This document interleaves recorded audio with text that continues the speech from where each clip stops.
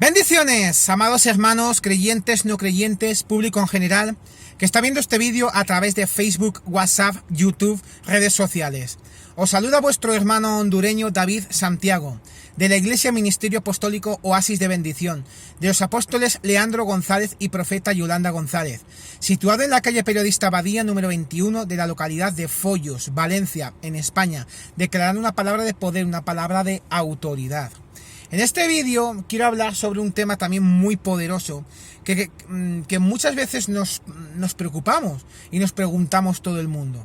¿Qué es el verdadero cristianismo? Culpa versus arrepentimiento. Es una pregunta que nos hacemos todo el mundo a veces. ¿Qué es el verdadero cristianismo? ¿Qué es? Pues os voy a ayudar hoy con este estudio y con este vídeo en el nombre de Jesús. El común denominador de las personas piensan que es una religión. Otros lo toman como una filosofía de vida y algunos pocos la asocian con una teología. Pero el cristianismo verdadero no es una religión. Las religiones son hechas por los hombres. Cristianismo es aquello que Dios obtuvo a través de Cristo Jesús cuando los derechos de filiación espiritual llegaron a estar disponibles para la humanidad. Cristianismo no solo no es una religión, sino que tampoco es una filosofía. Filosofía es sabiduría del hombre. Filosofía es la sabiduría del hombre natural, de la carne, del mundo.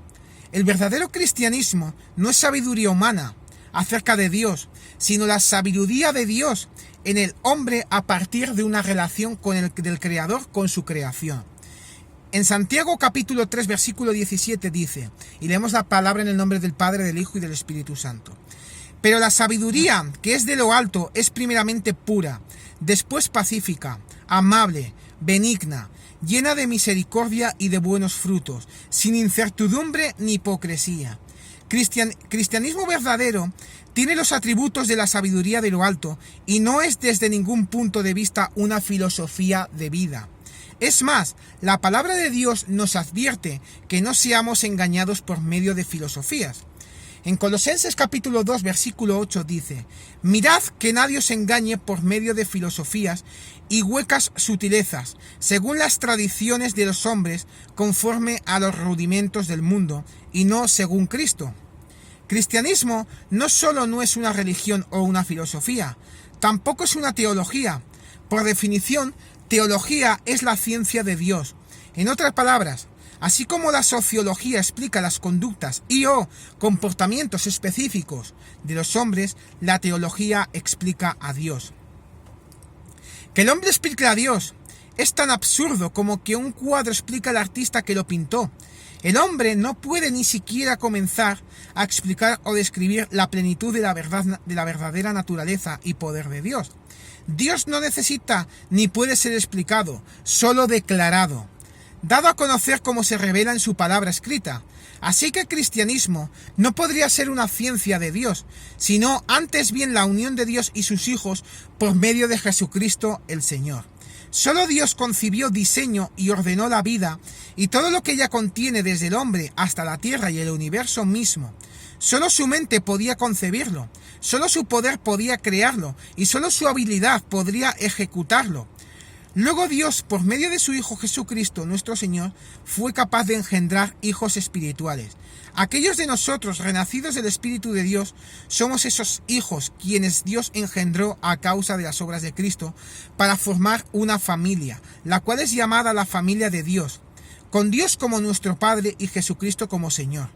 La interrelación del Padre con su familia es la esencia del verdadero cristianismo. Cristianismo es la relación del Padre Celestial con su familia y del hombre con su Padre Celestial y también con su Salvador Jesucristo. Esta es una relación de naturaleza espiritual que se funda en obediencia por amor, no dependiendo su éxito en absoluto de las estructuras humanas. Cristianismo es ganar la batalla diaria de vivir como Cristo y andar como Él anduvo, conociendo y llevando a cabo su palabra en fe y por amor. En este versículo de Juan que vamos a leer ahora, tenemos la esencia del verdadero cristianismo.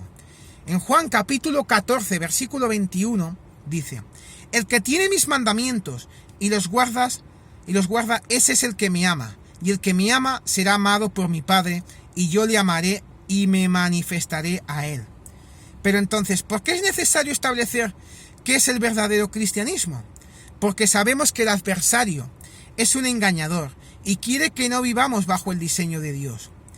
En Juan capítulo 8, versículo 44, en la segunda parte dice: Él ha sido homicida desde el principio, y no ha permanecido en la verdad, porque no hay verdad en él. Cuando habla mentira, de suyo habla, porque es mentiroso y padre de mentira. El diablo siempre quiere imitar la obra de Dios, pero hace siempre de todo una versión mala. Veamos algo ahora muy importante para vivir en libertad cada día. Culpa versus arrepentimiento. Vamos a establecer que hay una contienda espiritual y el adversario busca evitar que vivamos bajo la bendición de Dios. En Efesios capítulo 6, versículo 12 dice: Porque no tenemos lucha contra sangre y carne, sino contra principados, contra potestades, contra los gobernadores de las tinieblas de este siglo, contra huestes espirituales de maldad en las regiones celestes.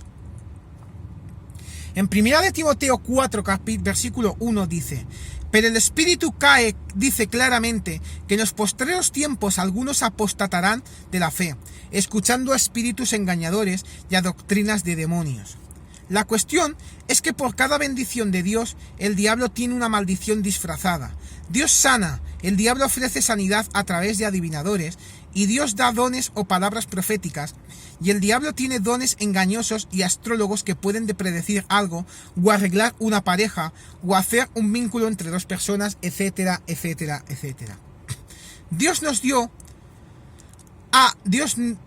ha dado una gran bendición para vivir en libertad. Aun cuando pecamos o nos equivocamos, ¿qué es el arrepentimiento? En Lucas capítulo 17, versículos 3 al 4 dice: Mirad por vosotros mismos, si tu hermano pecare contra ti, repréndele, y si se arrepintiere, perdónale. Y si 7 veces al día pecare contra ti, y 7 veces al día volviere a ti diciendo, me arrepiento, perdónale. El arrepentimiento nos permite reconocer que hicimos mal y volver a estar bien con Dios al 100%. Porque Dios no tiene ningún problema en sacarnos 1 y 1000 veces del barro, limpiarnos y restaurarnos. Si Él nos manda que perdonemos 70 veces 7, es porque está dispuesto a perdonarnos muchísimo más. Dice en Lucas capítulo 15, versículos 11 al 24, también dijo: un hombre tenía 2 hijos, y el menor de ellos dijo a su padre: Padre, dame la parte de los bienes que me corresponde, y les repartió los bienes. No muchos días después, juntándolo todo, el hijo menor se fue lejos a una provincia apartada, y allí desperdició sus bienes viviendo perdidamente. Y cuando todo lo hubo malgastado, vino una gran hambre en aquella provincia, y comenzó a faltarle. Y fue y se arrimó a uno de los ciudadanos de aquella tierra, el cual le envió a su hacienda para que apacentase cerdos, y deseaba llenar su vientre de las algarrobas que comían los cerdos, pero nadie le daba. Y volviendo en sí dijo: ¿Cuántos jornaleros en casa de mi padre tienen abundancia de pan, y yo aquí perezco de hambre? Me levantaré e iré a mi padre, y le diré: Padre, he pecado contra el cielo y contra ti. Ya no soy digno de ser llamado tu hijo. Hazme como a uno de tus jornaleros. Y levantándose vino a su padre, y cuando aún estaba lejos lo vio su padre, y fue movido a misericordia, y corrió y se echó sobre su cuello y le besó. Y el hijo le dijo: Padre, he pecado contra el cielo y contra ti, y ya no soy digno de ser llamado tu hijo. Pero el padre dijo a sus siervos: Sacad el mejor vestido, y vestidle, y ponedle un anillo en su mano, y calzado en sus pies. Y traed el becerro gordo, y matadlo, y comamos y hagamos fiesta. Porque mi hijo muerto era, ya revivido, se había perdido y es hallado. Y comenzaron a regocijarse. Como el diablo vio que el arrepentimiento no era bueno para sus planes, inventó algo, que a simple vista es parecido al arrepentimiento, pero que sus consecuencias son totalmente diferentes. Es la culpa. La culpa reconoce que nos equivocamos, pero no deja que volvamos a tener esa buena relación con Dios. La culpa nos hace bajar la cabeza y decir: Dios no me va a ver jamás con buena cara. El arrepentimiento edifica, la culpa destruye. El arrepentimiento crea puentes, la culpa te corta el puente cuando lo estás cruzando. Si tuviste 1, 2, 5 o 1000 errores, Dios está ahí, no te mira con mala cara cuando vuelves a Él y no te reprocha. Si el haber hecho algo malo te impide volver a Él, es más malo Él no volver que lo malo que hayas hecho. La Biblia nos dice, en Hebreos capítulo 12, versículos 1 al 2, por tanto nosotros también, teniendo en derredor nuestra tan grande nube de testigos, despojémonos de todo peso y del pecado que nos asedia, y corramos con paciencia la carrera que tenemos por delante. Puesto los ojos en Jesús, el autor y consumador de la fe, el cual por el gozo puesto delante de él sufrió la cruz, menospreciando el oprobio, y se sentó a la diestra del trono de Dios. Como cristianos tenemos una gran carrera por delante. Nuestra meta es Cristo, pero nos dice que como buenos corredores no podemos correr con peso. Nadie correría una carrera de velocidad llevando un piano al hombro. Nos enseña que tenemos que dejar a un lado dos cosas para poder correr bien. Por un lado el pecado y por otro lado el peso. Tal vez crees que la culpa no es un pecado, pero te puedo asegurar que es un peso que no te deja correr. Es como una red que se te enreda en los pies y no te permite seguir.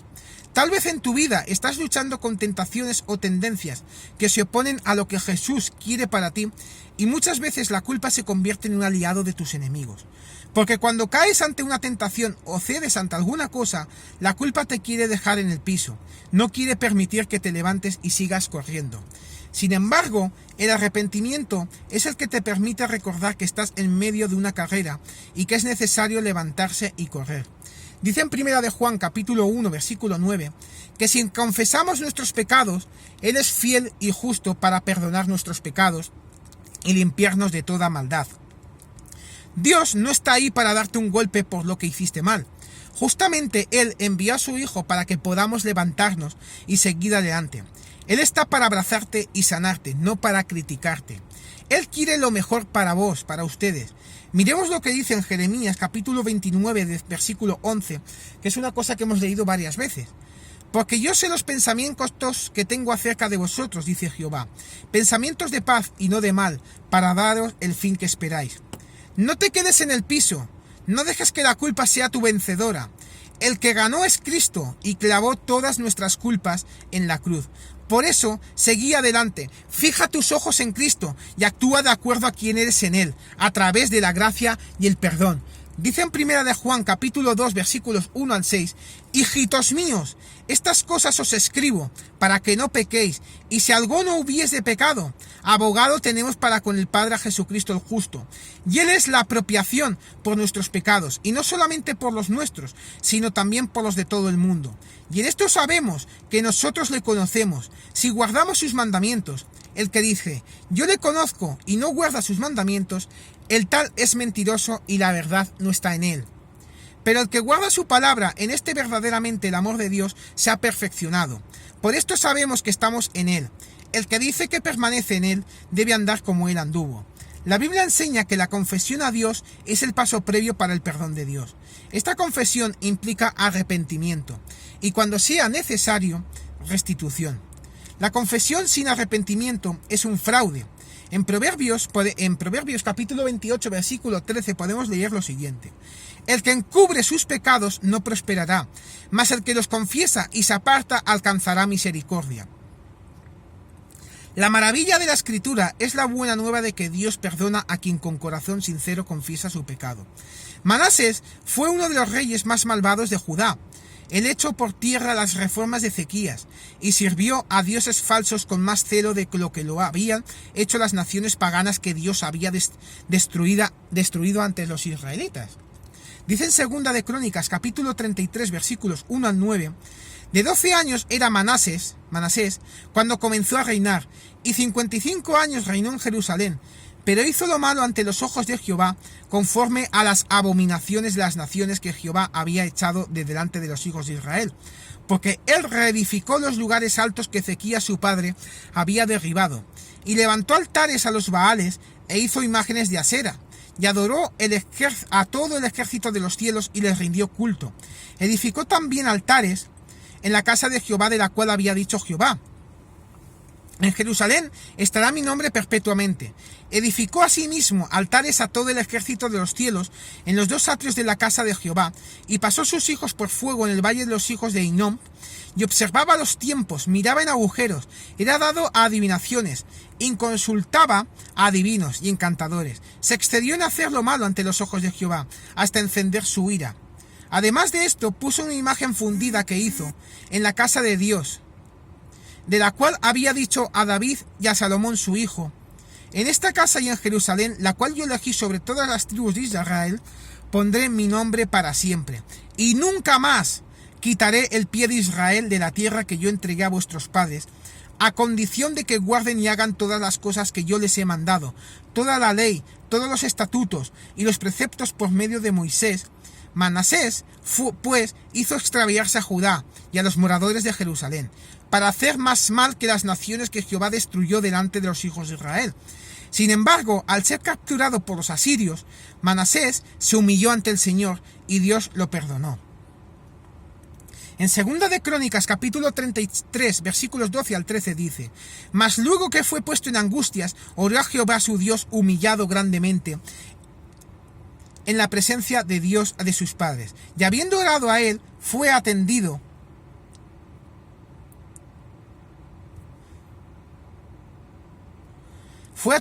Pues Dios oyó su oración y lo restauró a Jerusalén a su reino. Entonces reconoció Manasés que Jehová era Dios. Si Dios pudo perdonar a un rey pagano y malvado cuando éste se humilló, con seguridad que también nos perdonará si confesamos nuestros pecados y nos arrepentimos. La confesión debe venir de un corazón arrepentido y no quedarnos en la culpa, alejados de Dios. Recordemos lo que hemos leído hoy en Primera de Juan, capítulo 1, versículo 9, que si confesamos nuestros pecados, Él es fiel y justo para perdonar nuestros pecados y limpiarnos de toda maldad. Aprendamos este pasaje de memoria y a cada día pidámosle a Dios que lo haga realidad en nuestra vida para no caer en el plan del adversario, que es la culpa, que nos aleja de Dios. Con la culpa dejamos de orar, dejamos de congregarnos, dejamos de alabar y dejamos la carrera de la santidad. Dios nos ama y no hay nada que pueda separarnos de su amor. Dice en Romanos capítulo 8, versículos 38 al 39, por lo cual estoy seguro de que ni la muerte, ni la vida, ni ángeles, ni principados, ni potestades, ni lo presente, ni lo porvenir, ni lo alto, ni lo profundo, ni ninguna otra cosa creada nos podrá separar del amor de Dios que es en Cristo Jesús, Señor nuestro.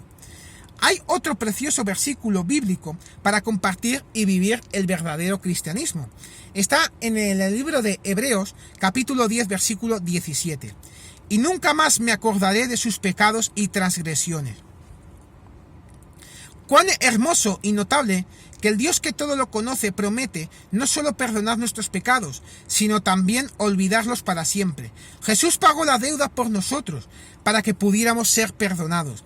Todo lo que uno tiene que hacer es pedirle a Dios que le perdone a través de Jesús. Nadie puede pagar a Dios por el perdón. Uno solo puede recibirlo en arrepentimiento, por la fe, por medio de la gracia, misericordia de Dios. Es tiempo de vivir el verdadero cristianismo. Es tiempo de vivir la verdadera libertad. En Santiago 1, capítulo 1, versículo 25, y con esto voy a terminar este vídeo, dice: mas el que mira atentamente en la perfecta ley, la de la libertad, y persevera en ella, no siendo oidor olvidadizo, sino hacedor de la obra, éste será bienaventurado en lo que hace. Con esto, amados hermanos, quiero decir que Dios todo nos perdona, pero tenemos que ser con un corazón arrepentido, con un corazón humillado y sincero, en el nombre de Jesús. Con este vídeo espero haberos saldado vuestras preguntas y vuestras dudas acerca de vuestros temas, acerca de este tema y vuestras preguntas y dudas. No olvidéis de poner vuestro me gusta a este vídeo, dejad vuestros comentarios y yo mismo os contestaré acerca de otras preguntas que tengáis, otras dudas que tengáis en vuestra cabeza, en vuestra mente, y yo os contestaré con tema bíblico. Un saludo y muchísimas bendiciones para mi pastor y apóstol Leandro González, ahí en Panamá. Dios declara una Panamá de poder y de gloria, y declaro al apóstol Leandro y pastor mío, en el nombre de Jesús, le da fuerzas renovadas, entendimientos nuevos, conocimientos nuevos, palabras adecuadas para predicar el evangelio allí donde vaya, en el nombre de Jesús. Declaramos también un segundo clamor por mi pastora y profeta Yolanda González, también allí en Panamá, que se encuentra junto con el apóstol y marido en el nombre de Jesús, por la profeta Yolanda González. Declaramos, profeta y pastora mía, una nube de bendición protegiendo en su estancia también allí en Panamá. Y Dios le da palabras, fuerzas renovadas, palabras nuevas y palabras de poder, y las palabras adecuadas para hablar a esas mujeres allí en Panamá. Y declaramos una Panamá libre, una Panamá bendecida en el nombre de Jesús. Y también quiero hacer un clamor por mi segunda patria, que es Honduras. La declaramos una tierra bendecida. Sus potestades, sus reinos, sus presidentes, esos militares que están atentando contra Honduras. Nosotros mandamos desde aquí, desde España, un soplo de una nube de ángeles protegiendo, porque Honduras es una tierra de bendición, sus gentes son de bendición, sus tierras es de bendición en el nombre de Jesús. Os saluda vuestro hermano hondureño David Santiago, de la Iglesia Ministerio Apostólico Oasis de Bendición, de los apóstoles Leandro González y profeta Yolanda González, situado en la calle Periodista Abadía número 21 de la localidad de Follos, Valencia, en España. No olvidéis de dejar también y venir a la iglesia, que estáis invitados en el nombre de Jesús. Y no os quedaréis igual como entrasteis en el culto, no saldréis igual en el nombre de Jesús. Un saludo, muchísimas bendiciones y estamos siempre en victoria.